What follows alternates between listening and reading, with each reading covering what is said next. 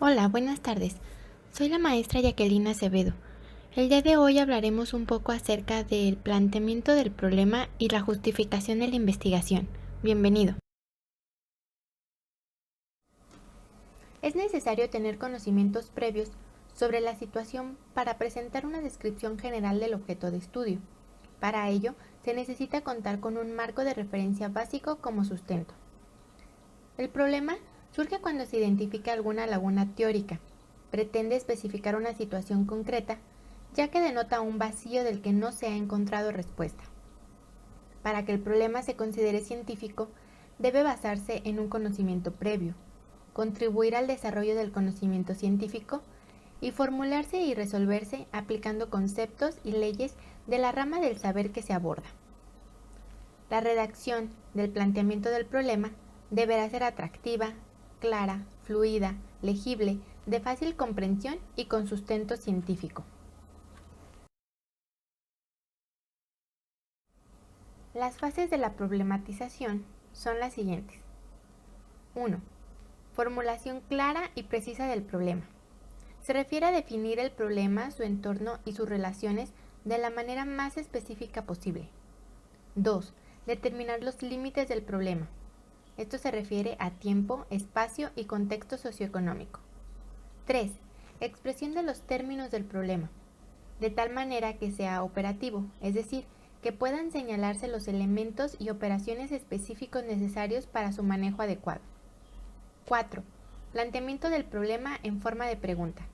Se refiere a la pregunta central y a las preguntas específicas. 5. Establecimiento de los objetivos de la investigación. Son los puntos de referencia del estudio que se realice. Para identificar el problema es necesario llevar a cabo un diagnóstico, es decir, recoger y analizar datos para evaluar problemas de diversa naturaleza. Esto nos permite sistematizar, prever, clarificar objetivos, conocer participantes y determinar recursos, entre otras cosas. Se recupera utilizando al menos 3 herramientas. Por ejemplo, un árbol de problematización, en el que analicemos causas del problema central y sus efectos y consecuencias. Podemos realizar un FODA, analizando fortalezas, oportunidades, debilidades y amenazas de la situación. Puede ser un cuadro de congruencia, donde analizaremos la alternativa de solución a cierto problema y con quién se va a hacer la investigación. También podemos utilizar como herramienta las encuestas o cuestionarios, que se basan en un proceso interrogativo y fincan su valor científico en las reglas del procedimiento. Se utiliza más que nada para conocer lo que opina la gente sobre una situación o problema que le involucra. La finalidad de la justificación es sustentar la realización del estudio apoyándose de elementos teóricos, empíricos e históricos.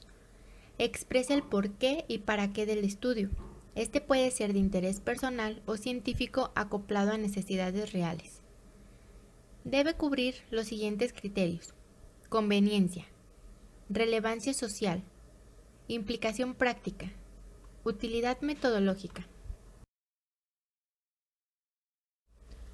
Al elaborarlo, debemos considerar la magnitud del problema, es decir, la importancia cuantitativa y la relevancia social de este proyecto, la trascendencia del problema, cuál es la valoración de la gravedad y sus consecuencias, el impacto del proyecto, el aporte práctico, teórico o metodológico que tiene esta investigación, la factibilidad del estudio, cuál es la disponibilidad de la capacidad para llevarlo a cabo, o qué acceso tenemos a recursos necesarios, tanto humanos, institucionales, materiales, económicos, etc.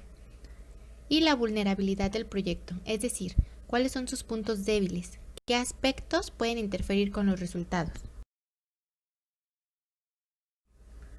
La delimitación de la investigación se refiere a establecer los límites en donde vamos a llevar a cabo nuestro proyecto, el espacio, lo que se refiere al área geográfica, el tiempo, que se recomienda un periodo mínimo de 6 meses, y el universo de la investigación, es decir, el contexto socioeconómico. Otra parte fundamental de nuestro proyecto de investigación son los objetivos. Estos establecen lo que pretende la investigación y se deben expresar con claridad. Son las guías de estudio y deben estar presentes durante todo el desarrollo del trabajo. Son los puntos de referencia que guían la investigación. Responden al para qué del estudio. Deben ser concretos, realistas y modestos. Su función es facilitar la revisión de los contenidos, sistematizar los procesos, evaluar un avance, establecer las metas y orientar el proceso metodológico. Se redactan en términos de conductas observables, iniciando con un verbo en infinitivo. Y la redacción debe permitir que se puedan medir, verificar, refutar, contrastar o evidenciar. Tenemos dos tipos de objetivos, los generales y los específicos. Los objetivos generales reflejan lo que se espera lograr. Se soluciona el problema general determinando un planteamiento en el problema.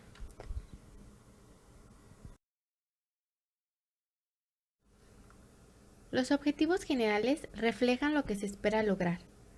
Proyectan la razón del proyecto. Y tienen 4 componentes. La acción central a realizar. ¿Qué se va a hacer? La unidad de observación. ¿En quién se va a realizar? El lugar. ¿Dónde se va a efectuar? El periodo. ¿Cuándo y cuánto tiempo se va a operar?